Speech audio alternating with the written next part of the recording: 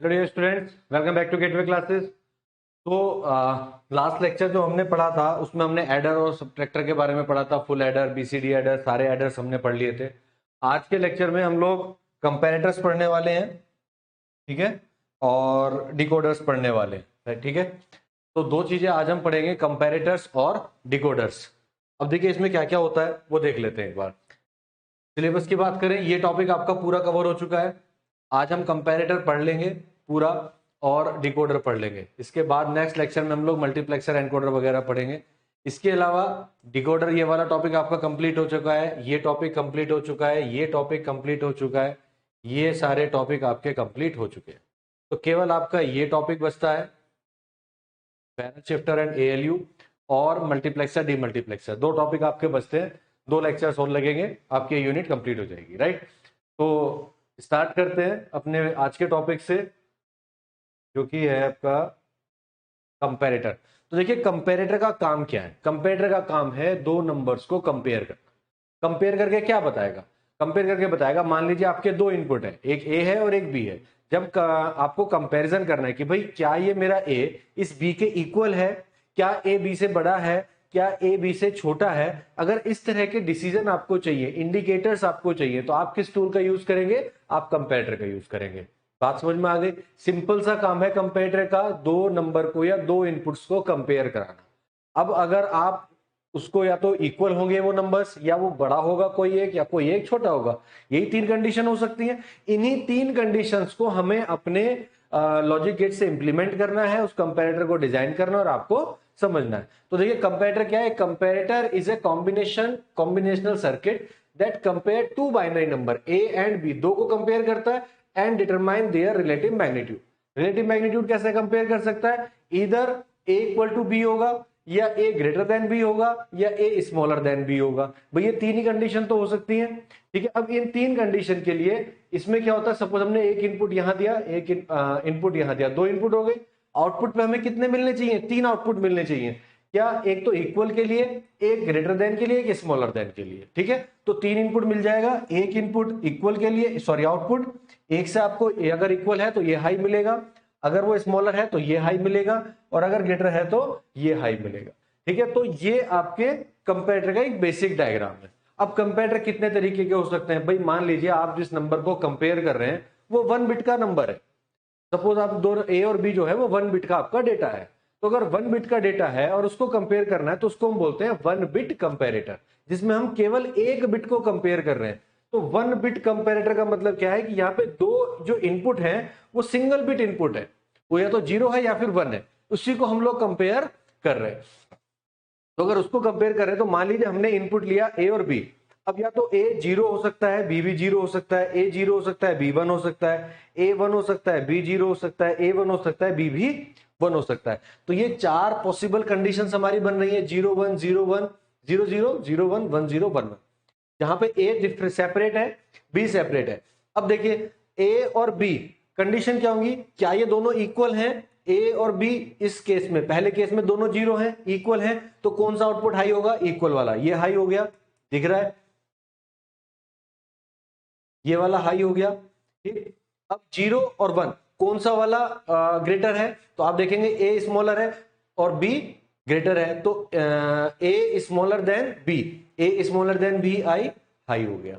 यहां पर ए ग्रेटर है, बी छोटा है, तो ए इज ग्रेटर देन बी, तो ए इज ग्रेटर देन बी, ये हाई हो गया। ए 1 है, बी भी 1 है, दोनों इक्वल है, तो ए इक्वल टू बी, ये वाला हाई हो गया। तो कुल मिला के आपने यहां पे तीन कंडीशन को चेक किया इन बिट्स के बेसिस पे कि कौन सी बिट बड़ी है, कौन सी छोटी है, कौन सी इक्वल है, कब वो इक्वल है।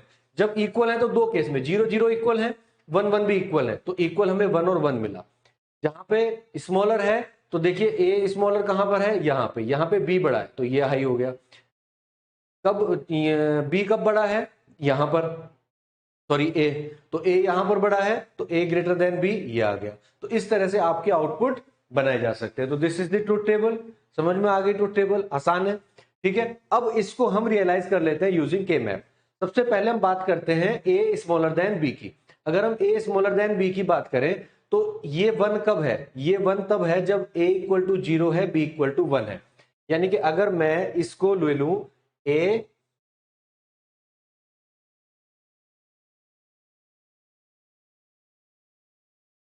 स्मॉलर देन बी, अगर मैं इस वाले को मान लेता हूं तो ये वाली चीज कब हाई है, जब हमारे पास ए 0 है बी 1 है। तो ए 0 है और बी 1 है, यानी कि यहां पर हाई होगा, बाकी सब में तो 0 होगा, बाकी सब में ये क्या होगा 0 होगा। तो A smaller than B, Y equal to A smaller than B कब मिल रहा है मुझे, ए स्मॉलर देन बी कब मिल रहा है, जब ये 1 है। और ये 1 कब हो रहा है, इसका मतलब मैं इसको क्या लिख सकता हूं ए बार बी, इसको मैं क्या लिख सकता हूं ए बार बी। तो देख लीजिए फिर से ए स्मॉलर देन बी 1 कब है, जब ए 0 है बी 1 है, ए 0 है बी 1 है, मिल गया, ठीक है। अब उसके बाद हम बात करेंगे किसकी, ग्रेटर देन की। तो मान लीजिए इस वाले को मैं ले लेता हूं ए ग्रेटर देन बी के लिए, ये के मैप मैंने बना दिया ए ग्रेटर देन बी के लिए। अब इसमें देखिए ग्रेटर देन बी कब मिल रहा है, यहां पर जब ये 1 है, ये 1 कब है, जब ए 1 है बी 0 है। तो ए 1 है बी 0 है, यानी कि यहां पर बाकी समय पे ये क्या है 0 है, बाकी सब जगह क्या है 0 है। अब अगर मैं इसके लिए स्टेटमेंट लिखूंगा तो y इक्वल टू कितने, इसको y1 लिख लो, इसको y3 लिख लो, क्योंकि यहाँ पे तीसरे नंबर पे, तो ये हो जाएगा ए बी बार। और ये चीज ये मुझे क्या, रुक जाओ, y इक्वल टू क्या बता रहा है मेरा, a ग्रेटर देन b, ठीक है। और ये कब मिल रहा है मुझे, a b बार, ठीक है। ये मुझे क्या मिल रहा है a b बार, इसको तो सॉल्व कर लेंगे आराम से, सबसे सिंपल के मैप है। अब तीसरा मेरा आ जाता है a इक्वल टू b, यानी कि y2 equal to a equal to b। अब ये a इक्वल टू b की कंडीशन कब आ रही है, दो जगह आ रही है, जब ये a भी 0 है b भी 0 है, यानी कि यहां पर a और b दोनों 0 हैं, a और b दोनों 0 हैं, या फिर ये तब मिल रही है जब मेरे दोनों 1 है। तो दोनों 1 कहां पर है, यहां पर है, दोनों 1 कहां पर है, यहां पर है। अब अगर मैं a इक्वल टू b को निकालना चाहूं तो ये क्या हो जाएगा, ये 0 हो जाएगा, ये 0 हो जाएगा, तो y इक्वल टू हो जाएगा मेरा, ये चीज हो जाएगी a बार b बार, और ये वाला क्या हो जाएगा ए बी। या इस चीज को मैं क्या लिख सकता हूं, y equal to A XNOR B. ये चीज क्या होती है, एक्स नॉर होता है, एक्स और नहीं एक्स नॉर होता है, ठीक है। ये चीज क्या होती है, एक्स नॉर होता है, तो ये मैं ऐसे लिख सकता हूं, ठीक है। अब यही सारी चीजें, ये स्टेटमेंट समझ में आ गए होंगे कि कैसे हमने इसको रियलाइज किया। अब इन्हीं चीजों को मैं आगे रियलाइज करा देता हूं, कैसे कि भाई अगर मेरा y1 equal to A smaller than B है तो मुझे मिल जाएगा A bar B, y2 equal to मुझे मिल जाएगा A XNOR B, and y3 equal to हो जाएगा, एक सेकेंड, इसको ऐसे लिख लो ना, a इक्वल टू बी, और इसकी कंडीशन आ जाएगी ए एक्स नॉर बी, ठीक है। इसको हम लिख लेते हैं ए ग्रेटर देन बी, तो इसमें आ जाएगा ए बी बार। यही तीन चीजें निकल के आई हैं। अब इन तीन चीजों को रियलाइज कर लीजिए, यहां पे देखो ए बार की भी जरूरत पड़ रही है, बी बार की भी जरूरत पड़ रही है, तो आपको क्या करना है, तो चारों इनपुट चाहिए। तो मैंने क्या किया, ए को ले लिया और ए बार को ले लिया, नॉट गेट लगा के, बी ले लिया और बी बार को ले लिया, दोनों इनपुट हमने ले लिए। अब मुझे क्या करना है, सबसे पहले ए बार बी चाहिए। तो ए बार कहां है बेटा मेरे पास, ए बार अगर मैं देखूं तो ए बार मुझे ये रहा, ठीक है। और क्या चाहिए, बी चाहिए, तो बी मुझे ये मिल गया, दिस इज बी। अब इन दोनों को मैं एंड गेट से पास करा दूं तो मुझे क्या मिलेगा, ए बार बी, यानी कि ये मेरा y1 हो गया, ठीक है। अब दूसरा इनपुट मुझे क्या चाहिए, A B bar. A B bar कैसे मिलेगा, तो ए कहां है, ये रहा, दिस इज ए, ठीक है। और बी बार मुझे कहां से मिल गया, ये रहा बी बार, तो ये बी बार मैंने लगा दिया, तो ये बी बार क्या मिल गया मुझे, ए बी बार। तो ये चीज क्या हुई, ए ग्रेटर देन बी, तो दूसरा इनपुट मिल गया, आउटपुट मिल गया। तीसरा मेरा है ए एक्स नॉर बी। इस एक्स नॉर को मैं ऐसे भी लिख सकता हूं, A bar B bar plus A B, ठीक है। अब इसी चीज को अगर बेसिक गेट से बनाए तो पहले ए बार बी बार चाहिए, तो देखो ए बार एंड बी बार और ए बी, ए और बी दोनों को एंड गेट से लगाया, तो यहां से मुझे मिला ए बार बी बार, और यहां से मुझे मिला ए एंड बी, और इन दोनों को ऐड करना है। ऐड करने का मतलब क्या है, और ऑपरेशन, तो और गेट मैंने यहां लगाया और उसने क्या किया, इन दोनों को ऐड कर दिया, यानी कि जो मेरा y2 इक्वल टू आया वो आया A bar B bar plus A B.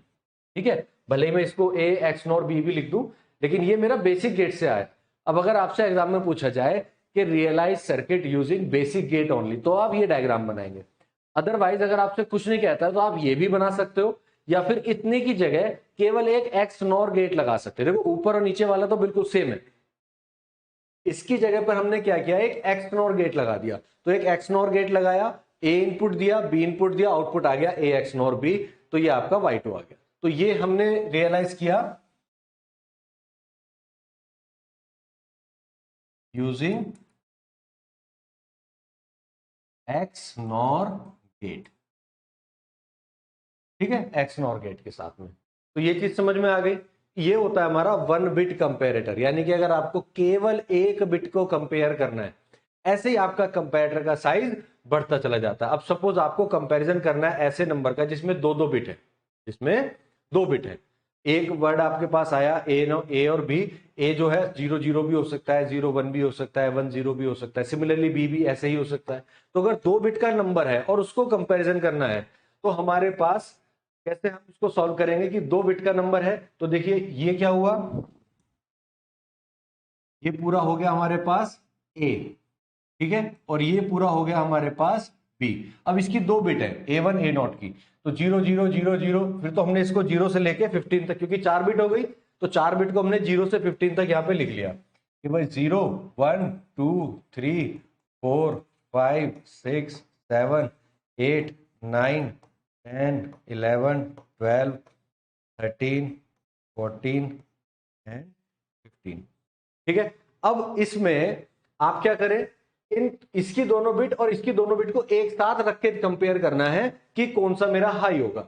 जैसे अगर मैं देखूं 0 0 और ये भी 0 0, ये वाले 0 0 और ये 0 0, दोनों में क्या रिलेशन है कि दोनों इक्वल है, तो इक्वल वाला हाई हो गया। यहां पर देखिए 0 0 0 1, तो ये वाला हाई है, यानी कि बी हाई है, तो बी ग्रेटर है, बी ग्रेटर है तो ये वाला हाई हो गया। यहां पर देखेंगे तो भी बी ग्रेटर है, ये हाई हो गया। यहां देखेंगे तो भी बी ग्रेटर है, ये हाई हो गया। अब इधर 0 शुरू हो गया, इधर वाला हाई हो जाएगा, 0 1 ये हाई हो जाएगा, यानी कि ये हाई हो गया। फिर 0 1 दोनों बराबर है तो बराबर हो गया। फिर 0 1 1 0, तो ये 1 है और ये 2 है। अगर इसको देखो तो ये चीज क्या है 1, और ये चीज कितनी है 2, तो ग्रेटर क्या हुआ बी, तो ये वाला हाई हो गया। यहां पर देखें तो ये चीज कितनी हो गई, ये चीज हो गई 3 और ये चीज हो गई 1, तो ये हाई हो गया, ये हाई हो गया। फिर 1 0, यानी कि अब की बार ये हाई है तो ये हाई हो गया। ठीक, 9 में देखिए 1 0 0 1, यानी कि ये हाई होगा तो फिर से ये वाला हाई हो गया। फिर इसमें देखिए 1 0 1 0 इक्वल है, 1 0 1 0 2 2 है दोनों में तो इक्वल हो गया। फिर 1 0 1 1 बी हाई हो गया, तो इसमें बी हाई हो गया। इसमें अब आगे सारे क्योंकि 1 1 है तो यही हमारा ग्रेटर होगा, तो 1 1 1 1 1 1, इन तीनों में तो 12 13 और 14, इसमें हमारा बी ए ग्रेटर है, तो ए ग्रेटर है। और लास्ट में देखिए 1 1 और 1 1 दोनों इक्वल है, तो ये इक्वल वाले पाएगा। इस तरह से आप टेबल बना लेंगे। आपको दो दो के पेयर में कंपैरिजन करना है कि भाई इसको कंपेयर करो इसके साथ, क्या ये दोनों इक्वल है या नहीं है। ये बात समझ में आ गई, आसान है, मुश्किल कुछ नहीं है बेटा, बहुत आसान टॉपिक है। ठीक है, हलवा है एकदम, इसमें कुछ नहीं करना आपको। ठीक है, अब कंपैरिजन करने के बाद आपने तीन आउटपुट है, तीनों के लिए अलग अलग के मैप बना दो, इसके लिए अलग, इसके लिए अलग और इसके लिए अलग। सबसे पहले ए स्मॉलर देन बी के लिए बनाते हैं, ए स्मॉलर देन बी के लिए, तो यहां पे लिख देते हैं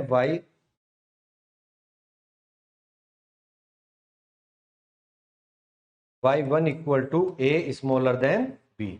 अब अगर ए स्मॉलर देन बी के लिए बना रहे हैं तो ए स्मॉलर देन बी ये रहा, देख लो वन में कहां कहां पर है, वन यहां है, 1 2 3, 1 2 3 को हाई कर दो, तो भैया 1 2 3 हाई हो गए। इसके बाद ये हाई हो गया 6 7, 6 7 हाई हो गया, 6 7, ठीक है। और इसके बाद कौन सा हाई है, ये हाई है, यानी कि 11 11 हाई है, तो ये रहा 11। ठीक है जी, यही हो गया। अब बस इसको आप क्या करो, के मैप से रिजॉल्व कर लो। तो के मैप से अगर रिजॉल्व करना है तो हमारे पास कौन कौन से पेयर बन रहे हैं वो देख लीजिए। तो देखो, एक तो ये क्वाड बन रहा है, साफ साफ दिखाई दे रहा है, ठीक है, एक तो ये क्वाड बन रहा है, ठीक है, एक ये बन गया, ठीक। और इसके अलावा एक ये पेयर बन रहा है, ये पेयर आपने बना लिया, ठीक है। और इसके अलावा एक पेयर आपका ये भी बन रहा है, अगर आप ध्यान से देखेंगे तो एक पेयर आपका ये बन रहा है, जिसमें एक वन तो यहां आ गया, ठीक है, और एक वन आपका ये वाला आ गया, ठीक है। इसको मैं थोड़ा सा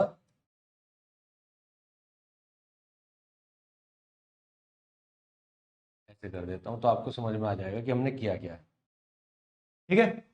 तो तीन चीजें बन गई। अब इस क्वाड से मुझे क्या मिला, देखो यहां पे लिख लेते हैं हम, ये हो जाएगा B1 बार B नॉट, ठीक है, B1 B naught and B1 B naught bar, ठीक है। तो ये हो जाएगा A1 A naught, A1 A naught, A1 A naught, A1 A naught, A naught bar A bar. अब अगर इस क्वाड के लिए देखें तो यहां से हमें मिल रहा है ये दोनों, ये दोनों रोज मिल रही है। इसमें कॉमन क्या है, A1 बार कॉमन है, यानी कि पहली टर्म मुझे मिल गई A1 बार। और अगर इन दोनों को देखें तो B1 कॉमन है, B नॉट बार कैंसिल हो जाएगा, तो यह आ जाएगा A1 बार B1। तो ये क्वाड सॉल्व हो गया। इस क्वाड से मुझे क्या मिला, A1 बार B1, ठीक है। अब बात आती है इस वाले पेयर की।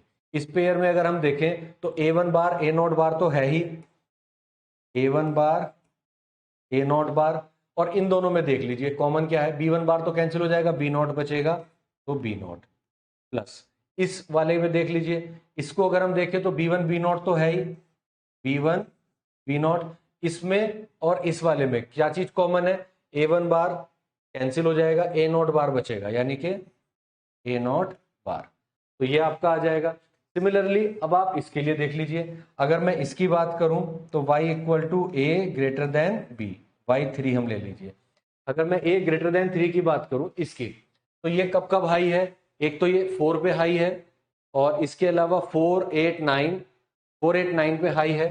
तो 4 4 8 9, ठीक है, 4 8 9 पे हाई हो गया। इसके अलावा ये क्या है हमारे पास, 12 13 14, 12 13 14 इन पे हाई है। अब अगर इसको मैं क्वाड बनाऊं तो देखो, एक क्वाड मेरा ये बनेगा, ठीक है, और अगर मैं पेयर बनाने जाऊं तो एक पेयर मेरा ये बनेगा, ठीक, और एक पेयर मेरा ये बन जाएगा,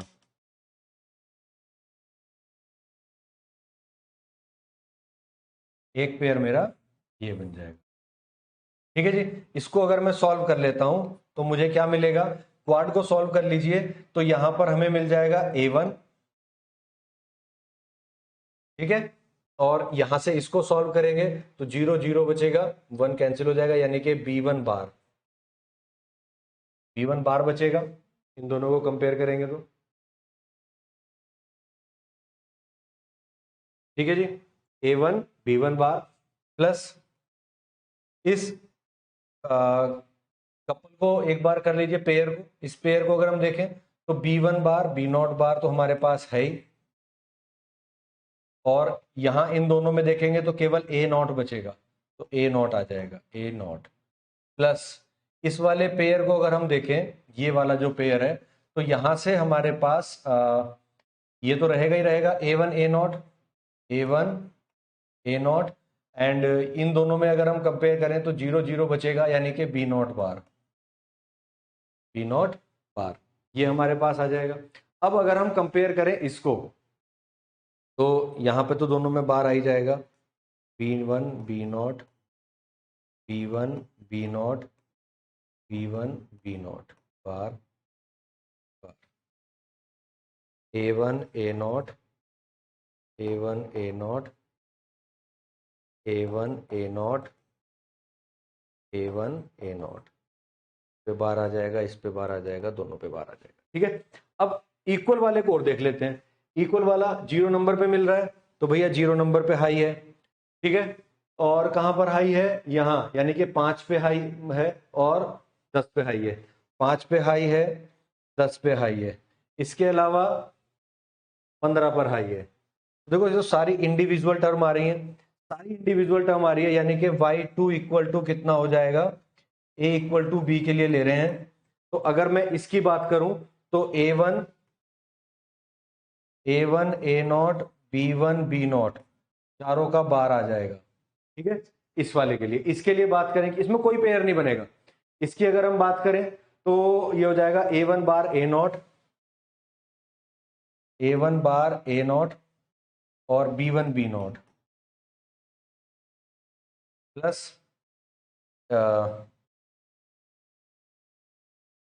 a1 बार a0 b1 b0 और ये हो जाएगा b1 बार b0। ठीक है जी, प्लस और इस वाले के लिए हो जाएगा a1 a0 b1 b0 a1 a0 b1 b0 plus इस वाले के लिए हो जाएगा a1 a bar a1 a0 bar b1 b0 बार। ठीक है जी, ये आपका आ जाएगा। अब यहां से आप क्या करो, कुछ कॉमन लेके इसको सॉल्व कर लो। सॉल्व कैसे करना है, इक्वल टू, सपोज मैंने a1 बार b1 बार कॉमन ले लिया, a1 बार b1 बार कॉमन ले लिया, तो देखो यहां पर क्या बचेगा, a0 बार b0 बार, और यहां पर क्या बचेगा, a0 b0 बार नहीं है, a0 b0 ये बचेगा। ये दोनों टर्म को हमने कॉमन ले लिया। अब इसमें से कुछ कॉमन ले लो, सपोज a1 b1 कॉमन ले लो, प्लस a1 b1 कॉमन ले लिया, तो क्या बचा, a1 b1 लिया तो a0 b0 प्लस यहां से क्या बचा, a0 b0 का बार, a0 बार प्लस b0 बार। ठीक है, अब a0 बार b0 बार, ठीक है, ये बचेगा। अब ये पेयर बन जाएंगे आराम से, यानी कि इसको मैं लिख सकता हूं a1 b1 plus a1 b1 बार और a0 b0 plus a0 b0 इन दोनों का बार, तो ये आ गया। या इस चीज को मैं लिख सकता हूं a1 x नॉर b1 या a1 a0 x nor b0। ठीक है, इस तरह से हम लिख सकते हैं, ये हमारा y2 आ जाएगा, ये y2 आ जाएगा, चारों हमारे अलग अलग बनेंगे।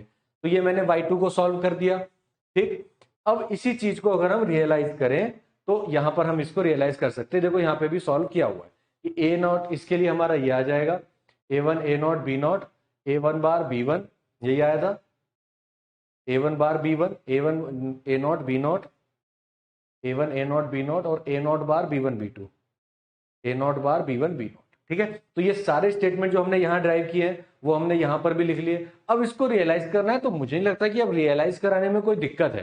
भाई सिंपल, आपको एक एंड गेट यहाँ लगाना है, एक इसके लिए लगाना है, एक इसके लिए लगाना है, यहाँ करना है एक एंड गेट एक एंड गेट एक एंड गेट, फिर सबको और गेट से जोड़ दो। तो 3 एंड गेट एक और गेट, 3 एंड गेट एक और गेट, और यहाँ पे दो एक्स नॉर गेट लगा दो। या फिर इस वाले को अगर करोगे तो 1 2 3 4 4 एंड गेट लगाने पड़ेंगे, एक और गेट लगाना पड़ेगा। तो रियलाइज कर लेते हैं इसको, हम 4 बनाने से सर्किट थोड़ा बड़ा हो जाएगा, तो मैं यहाँ पे एक्स नॉर गेट का यूज करूंगा। अच्छा, ए का भी बार है, बी नॉट का भी बार है, चारों का बार भी है, चारों नॉर्मल भी है। तो 4 इनपुट मैंने लिए, a1 a0 b1 b0, और चारों को नॉट गेट लगा के बार में भी ले लिया, यानी कि a1 बार a0 बार b1 बार b0 बार, ये इस तरह से हमने ले लिए। अब जैसे a स्मॉलर देन b चाहिए, तो a1 बार a0 बार, तो देखो a1 बार a0 बार ये आ गया, और b0 चाहिए, b0 कहां से मिलेगा, ये b0 हमने ये ले लिया, तो ये आ गया देखो a1 बार a0 बार और b0 ये आ गया। तो इन तीनों का मल्टीप्लीकेशन आ गया। सिमिलरली फिर मुझे चाहिए a1 बार b1, तो ये आ गया a1 बार और ये आ गया b1। ठीक है, ये आ जाएगा हमारे पास b1, तो ये इनका मल्टीप्लीकेशन आ गया। फिर मुझे चाहिए a0 बार b1 b2, तो a0 बार कहां से आएगा, ये रहा, तो ये आ गया a0 बार, और ये आ गया मेरे पास b1, और ये आ गया हमारे पास b0, मल्टीप्लाई कर दिया, ये आ गया। तीनों को और गेट लगाया, हमारे पास y1 इक्वल टू आ गया a smaller than b। y1 हमारे पास आ जाएगा, दिस इज y1, ठीक है, दिस इज y3। अब दूसरा हमारे पास क्या है, a इक्वल टू b, ये हमारे पास क्या है y2। तो y2 क्या है, a x nor b1, a1 x nor b1, a not x nor b not. तो a1 और b1 का x नॉर करा दो, तो x नॉर गेट हमने लगाया पहला, और यहां पर क्या लिया a1 एंड b1, a1 और b1 का x नॉर करा दिया, फिर a नॉट और b नॉट का कराया, तो ये आ गया a नॉट और ये आया b नॉट, इनका x नॉट कराया, ये मिल गया। और दोनों को मल्टीप्लाई करना है, दोनों को क्या करना है, डॉट करना है, यानी कि एंड गेट चाहिए, तो यहां पर एक एंड गेट लगाया, तो ये हमें मिल गया y2 equal to a equal to b। ठीक है, ठीक है, मिल गया a इक्वल टू b। ठीक है जी। अब उसके बाद y3 बना लिया, सिमिलरली हमने y3 को रियलाइज करा लिया, a naught b1 naught b naught, ये आ जाएगा a naught b1 bar and b naught bar. ठीक है, इसी तरह से बाकी दोनों भी कर लिए, सबको एंड गेट से जोड़ दिया, और बाद में जाके हमने एक और गेट लगाया, ये हमें मिल गया y3। ठीक है, तो इस तरह से आप एक 2 बिट कंपैरेटर को डिजाइन कर सकते हो। अब ऐसे ही आप यहाँ पे 3 बिट वाले को कर सकते हो, लेकिन अगर आपने 3 बिट का ले लिया तो कितना हो जाएगा, आप लोग उसको थोड़ा सा अंदाजा लगा लीजिए, वो सर्किट डायग्राम बहुत बड़ा हो जाएगा। तो जनरली आपके एग्जाम में 2 बिट से ऊपर का नहीं पूछा जाएगा, क्योंकि अगर इससे ऊपर का बनेगा तो बनाना मुश्किल नहीं है, बट वो डायग्राम इतना बड़ा हो जाएगा, उसकी ट्रुथ टेबल इतनी बड़ी हो जाएगी। जैसे अभी तो हमारे पास 16 है, ठीक है, अभी हमारे पास 16 है, फिर 2 की पावर 3 हो जाएंगे, ठीक है, 16 की भी स्क्वायर कर लीजिए कितना हो जाएगा, तो इस हिसाब से आप लोग जाएंगे, तो वहां तक हम लोग नहीं जाना है। तो हमको 2 बिट कंपेरेटर तक करना था, ये आपने कर लिया। इसी तरह से अगर n बिट कंपेरेटर की बात करें, वो larger number like 4 bit 8 bit, तो सेम प्रिंसिपल हम यूज करते चले जाएंगे और इसको बनाते चले जाएंगे। तो कंपेयर करना है पहले MSB को, फिर प्रोसीड करना है बिट बाय बिट अगर इक्वल है। Usually implemented using cascaded 1 bit comparator, ऐसे भी आप लोग कर सकते हैं।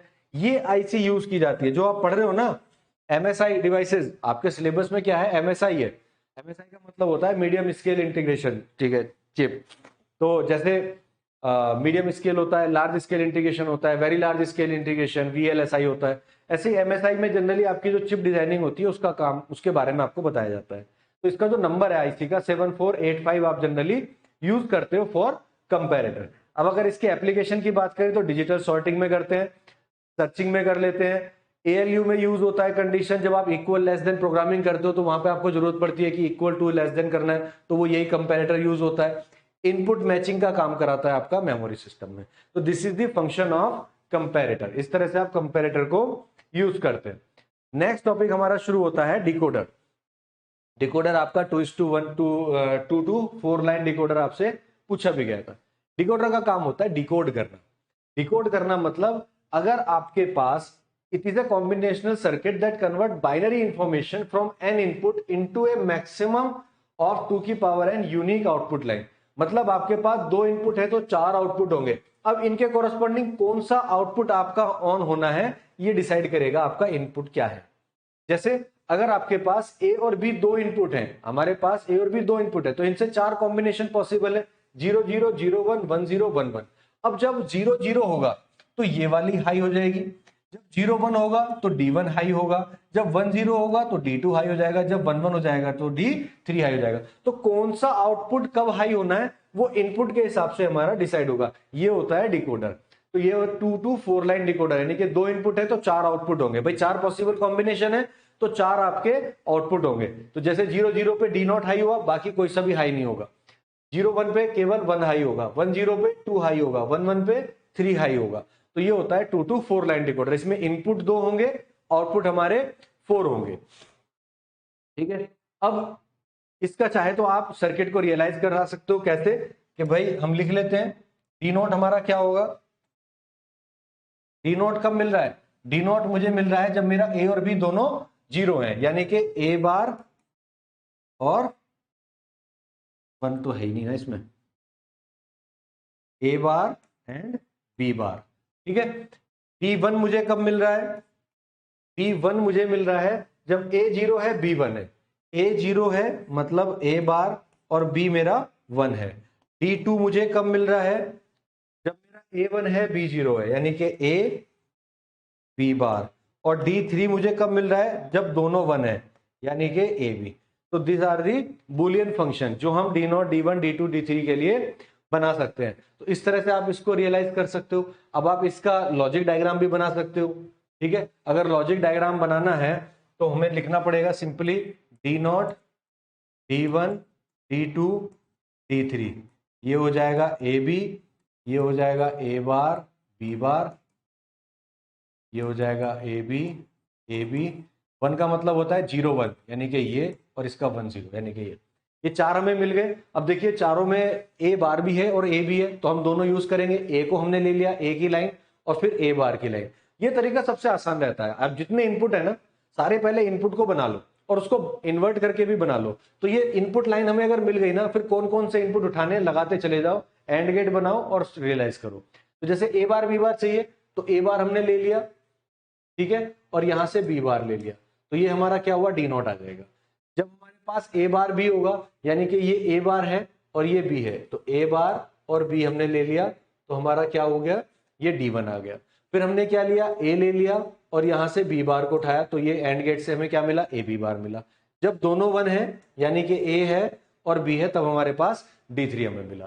तो इस तरह से हमारा एक 2 to 4 लाइन डिकोडर बन के तैयार हो जाता है। This is 2 to 4 line decoder. ये इनपुट है और इधर हमारे ये आउटपुट्स है। समझ में आ गया? बहुत सिंपल सी चीज है, इसमें भी कोई ज्यादा तिगड़मबाजी नहीं करनी है, बस आपको समझना है। और ये चीजें कॉम्बिनेशनल सर्किट नाम से पता चल जाता है कर क्या रहा है। कोई भी एडिशन करा रहा है, कभी सब्ट्रैक्शन करा रहा है, कभी मल्टीप्लीकेशन करा रहा है, कभी कंपैरिजन करा रहा है, कभी डिकोड करा रहा है, फिर एनकोड कराएगा। ये सारी चीजें जो कॉम्बिनेशनल फंक्शंस होते हैं ना, वो परफॉर्म कर रहा है। नेक्स्ट हमारा आ जाता है 3 to 8 लाइन डिकोडर। अब हमारे पास 3 to 8 लाइन का मतलब क्या है कि इनपुट 3 है, और 3 इनपुट का मतलब ये होता है 2 की पावर n, यानी कि 2 की पावर n का मतलब है 2 की पावर 3। तो कितना हो गया, 2 2 4 2 8, यानी कि 8 लाइन आपकी आउटपुट में आएंगी, क्योंकि 3 इनपुट से 8 कॉम्बिनेशन बन जाएंगे। तो जो हमारा 3 इनपुट है, यहां से हमारे 8 आउटपुट बनके तैयार हो जाएंगे। इसको भी आप रियलाइज करा सकते हो। तो इसको अगर मैं बनाऊं,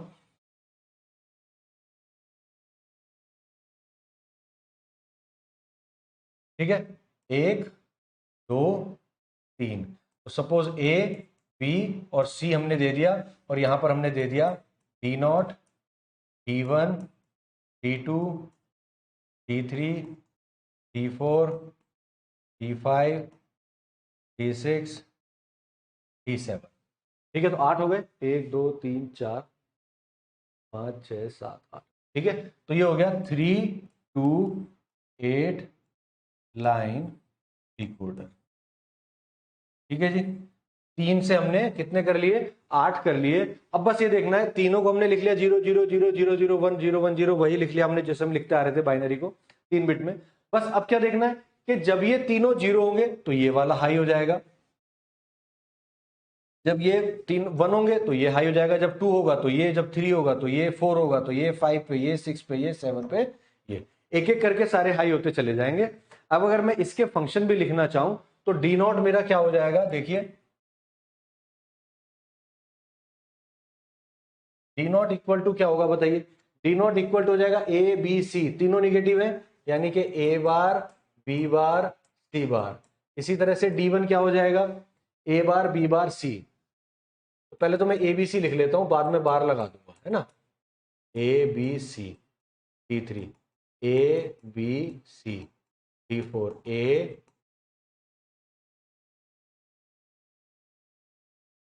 ABC D5 ABC D6 ABC D7 ABC। अब देखिए D1 में A और B का बार है, तो A और B का बार है।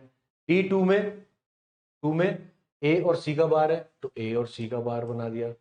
D3 में केवल A का बार है, A का बार। 4 में B और C का बार होगा, 5 में B का बार होगा, 6 में C का बार होगा, ठीक है, और 7 में किसी का भी नहीं होगा। तो इस तरह से आपने फंक्शन रियलाइज कर लिया। बस इसी से आप अपना लॉजिक डायग्राम बना देंगे। कितने गेट लगेंगे हमारे पास, इतने एंड गेट लगेंगे, 1 2 3 4 5 6 7 8, 8 हमारे एंड गेट लग जाएंगे। तो AND गेट के लिए हमें तीनों इनपुट चाहिए, तीनों का निगेटिव चाहिए, तो 3 और 3 6 इनपुट हमें चाहिए होंगे। तो 6 के 6 इनपुट हमने यहाँ पर बना लिए। A B C तीनों का निगेटिव हमने ले लिया, बस।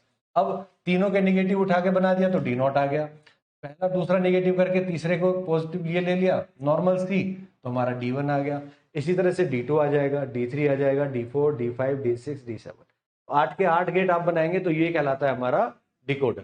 तो इसमें मुझे नहीं लगता कि अब कोई दिक्कत आएगी, बस आपके पास सारे फंक्शन हमने यहाँ पे लिख ही दिए हैं, इन्हीं फंक्शन को आपको रियलाइज कराना है। ठीक है, हो जाएगा। मेन चीज आप इनपुट को बना लें पहले। इनपुट एक बार बन गए तो कौन से इनपुट उठाने हैं वो तो हमने फंक्शन में डिराइव कर लिया है। डिराइव करने के बाद आप उसको रियलाइज आराम से कर सकते हो, राइट। तो ये हो जाएगा आपका 3 to 8 लाइन डिकोडर।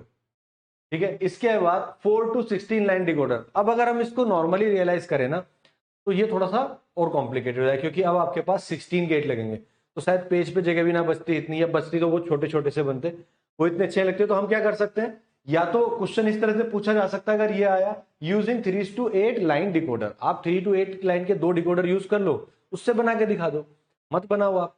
तो आपको क्या करना है, 3 to 8 लाइन डिकोडर यूज करने हैं। तो 3 to 8 लाइन डिकोडर तो यही होता है ना, 3 इनपुट है 8 आउटपुट है, 2 हमने ले लिए, इसके भी 3 इनपुट है 8 आउटपुट है।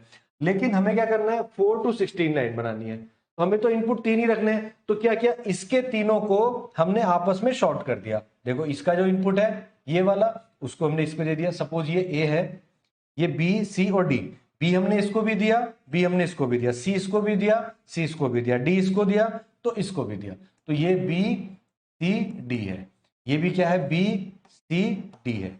और एक इनपुट हमने, क्योंकि हमें 4 to 16 बनाना है, एक इनपुट हमने इसके इनेबल को दिया, इसके इनेबल को दिया, एक को इन्वर्ट करके दिया, एक को डायरेक्ट फीड करा दिया। इनेबल का काम होता है एक तरह से किसी सर्किट को एक्टिवेट करना। ठीक है, इनेबल का फंक्शन होता है किसी सर्किट को एक्टिवेट करना। अब अगर मान लीजिए जब तक ये इनेबल नहीं होगा, भाई मान लीजिए हम किसी सर्किट में इनपुट देते रहे और वो सर्किट हमने ऑन नहीं किया, तो आप कितना भी इनपुट दे दो आउटपुट आएगा क्या, नहीं आएगा ना। तो वो जो सप्लाई है ना वो हमारा इनेबल एक तरह से। तो जब तक मैं एक सर्किट को एक्टिवेट ही नहीं कर रहा हूं, आप देते रहो इनपुट, आउटपुट मिलेगा ही नहीं। ठीक है, तो जब तक ये इनपुट जो इनेबल को मिल रहा है ये हाई नहीं होगा, तब तक मेरा वो काम नहीं करेगा। तो सपोज मैंने स्टार्टिंग में ए को कितना लिया, 0 ले लिया, ए को हमने क्या ले लिया, 0 ले लिया। अगर मैंने इसको 0 लिया तो यहां मुझे क्या मिल जाएगा, 1, और यहां मुझे क्या मिलेगा, 0। यानी कि ये वाला मल्टीप्लेक्सर अभी एक्टिवेट नहीं होगा, केवल ये वाला एक्टिवेट होगा। और जब ये एक्टिवेट होगा, अब मैं बी सी डी को देना शुरू करूंगा, बी की वैल्यू को 0 0 0 0 0 1 0 1 0 1 1 1 तक दूंगा। तो 8 इनपुट यहां से आ सकते हैं।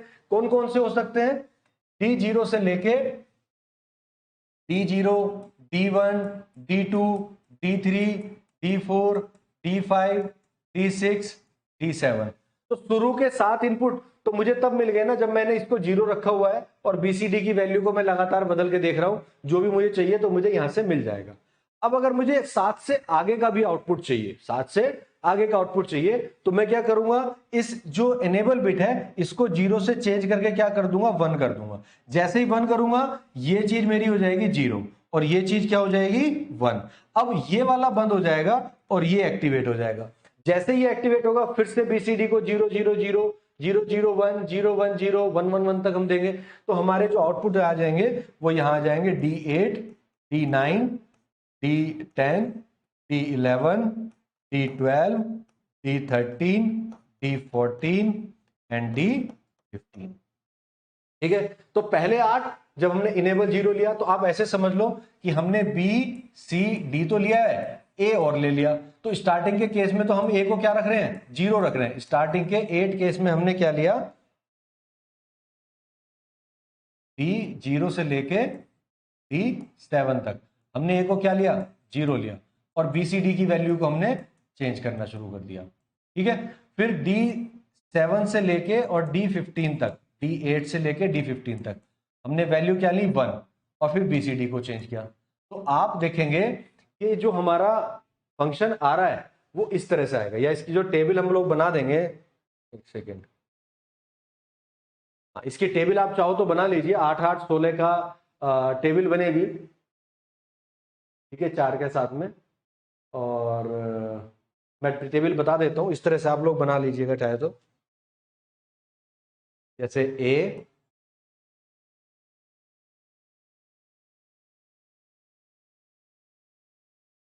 ए बी सी डी, ठीक है, और यहाँ हो जाएगा D0, D1, D2, D3, D4, D5, D6, D7, D8, D9, D10, D11, D12, D13, D14, D15, ठीक है। अब ए को मैंने शुरू के केस में कितना रखा, 0 रखा, शुरू के 8 केस में 1 2 3 4 5 6 7 8। उसके बाद वाले केस में मैंने इसको 1 रखा, 1 1 1 3 4 5 6, चलो मैं 6 तक ही लिख ले रहा हूं, ठीक है। इसके बाद फिर मैंने बीसीडी को चेंज करना शुरू किया, 0 0 0 0 0 1 0 1 0 0 1 1 1 0 0 1 0 1 1 1 0 1 1 1। अब इस केस में पहले ये वाला हाई होगा, फिर ये हाई होगा, फिर ये हाई होगा, फिर 3 हाई होगा, फिर 4 हाई होगा, फिर 5, फिर 6, फिर 7। उसके बाद फिर जब ये 1 आ जाएगा तो 0 0 0 लेंगे, ये क्या हो जाएगा 8, तो 8 वाला हाई हो जाएगा, फिर 9, फिर 10। इस तरह से हम लोग इसको बनाते चले जाएंगे, तो एक एक करके ये हमारा हाई होगा। इस तरह से आप लोग इस ट्रुथ टेबल को बना देंगे, ठीक है। तो ये ट्रुथ टेबल आप बना लेंगे 4 to 6 लाइन वाली, बस यही ट्रुथ टेबल आप तो को बना के करना है और इसी तरह से आप इसको इंप्लीमेंट करेंगे। तो यहां से मैं इसको हटा देता हूं, इसकी कोई जरूरत नहीं है, ठीक है, ठीक है जी। तो इस तरह से आप इसकी ट्रुथ टेबल को रियलाइज कर लेंगे। ये आप अपना होमवर्क के तौर पर रखिए, आप इसकी ट्रुथ टेबल खुद से डिजाइन करें, हालांकि पूछी नहीं जाती है। अगर आपसे क्वेश्चन आता है डिजाइन है 4 to 16 line decoder using 3 to 8 line, तो जितना मैंने ये दिया हुआ इतना ही आपको करके आना है। ट्रुथ टेबल बनाने की जरूरत यहाँ पर आपको नहीं पड़ती, क्योंकि यहाँ पे आप 2 3 to 8 बना के कर रहे हो, ठीक है। अगर आप सिंपल 1 बना के करते तो भी आप कर सकते हैं, लेकिन उसमें 16 गेट लगते हैं। ट्रुथ टेबल हम बनाते हैं बेसिकली गेट वगैरह बनाने के लिए, कि गेट कैसे बनाने, उसकी जरूरत नहीं है, ये आपका सिंपल सर्किट है। अब आप समझ में आ गए कि पहले 8 डिजिट के लिए हम इस वाले को एक्टिवेट करेंगे, तो आगे वाले 8 आउटपुट के लिए हम इसको एक्टिवेट करेंगे। एक टाइम पे एक ही डिकोडर एक्टिवेट रहेगा, क्योंकि यहाँ पे हमने नॉट गेट लगा रखा है। जब ये एक्टिवेट होगा तो ये बंद रहेगा, और जब ये एक्टिवेट होगा तो ये बंद रहेगा, ठीक है। इनेबल को हमने इससे कनेक्ट किया हुआ है। तो this is how you can design a 4 to 16 line decoder using 3 to 8 line decoder। इस तरह से आप इसको कर सकते हैं। अब एक क्वेश्चन जो एग्जाम में पूछा गया था वो कुछ इस तरह से पूछा गया था, implement FABC equal to M2367 using 3 to 8 line decoder. M का मतलब होता है 2 3 6 7 को ऐड करना है, डिकोडर हमें बनाना है। तो हमने एक डिकोडर बना दिया भैया 3 to 8, ABC 3 इनपुट हो गए, 8 हमारे पास आउटपुट हो गए, 1 2 3 4 5 6 7। हमें कौन कौन से को ऐड करना है, 2 3 6 7 को ऐड करना है। तो हमने 2 को ले लिया, 3 को ले लिया, 6 को ले लिया, 7 को ले लिया, 2 3 6 और 7 जो हमें दिए गए थे, और ऐड करना है तो हमने एक और गेट लगाया, ऐड कर दिया, खत्म। इतना सिंपल होता है, ठीक है। तो ये काम आप लोग कर सकते हैं। इस तरह से आपने क्या किया, एक बुलियन फंक्शन को इससे दे दिया। अब मान लो इसके अलावा वो आपसे कुछ और भी कहता, कोई और बुलियन फंक्शन कहता, वो आपसे कहता है कि M015 को ऐड करके बताओ, तो आप क्या करते, 0 को ले जाते, 1 को ले जाते, और यहां से 5 को ले जाते, और इन तीनों को क्या करते, एक और गेट लगा के ये आ जाता, ये F2 आ जाता। इस तरह से आप कर देते, ठीक है। तो ये आपके ऊपर है कि किस तरह से दे रहा है। मान लो उसने 3 चीजें दे दी एक साथ कि 3 एडिशन करके दिखाओ, तो आप 3 क्या 4 कर लो, वो आपकी मर्जी है, ठीक है। कितना भी आप लोग इससे कर सकते हो। ये क्वेश्चन आपका सिंपल यही क्वेश्चन था एज इट इज, जो आपसे 22-23 में पूछा गया था। तो बहुत सिंपल क्वेश्चन होता है, इतना ही करना होता है, इसमें और कुछ आपको करना भी नहीं है। ऐसा नहीं कि इसमें कोई कैलकुलेशन करनी है, कोई बहुत ज्यादा थ्योरी लिखनी है, नहीं, इतना ही करना होता है, ठीक है। तो चलिए इस लेक्चर को यहीं पे एंड करते हैं।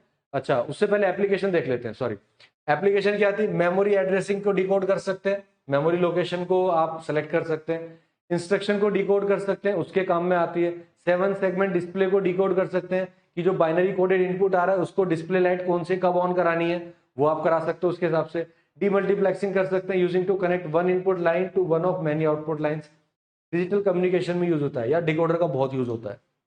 समझो बात को, डिकोडर का मतलब होता है डिकोड करना, इंफॉर्मेशन आ रही है उसको आपने अपने हिसाब से डिकोड किया और आगे एक्शन जनरेट किया। तो डिकोडर का डिजिटल इलेक्ट्रॉनिक्स में बहुत यूज होता है, ठीक। तो इस तरह से आप डिकोडर को लिख सकते हो, इसी पे बेस्ड क्वेश्चन आपके बन जाते हैं, ठीक है। तो चलिए नेक्स्ट क्लास में मिलते हैं, जहां पे हम बात करेंगे एनकोडर्स की और डिकोडर्स की, ठीक है।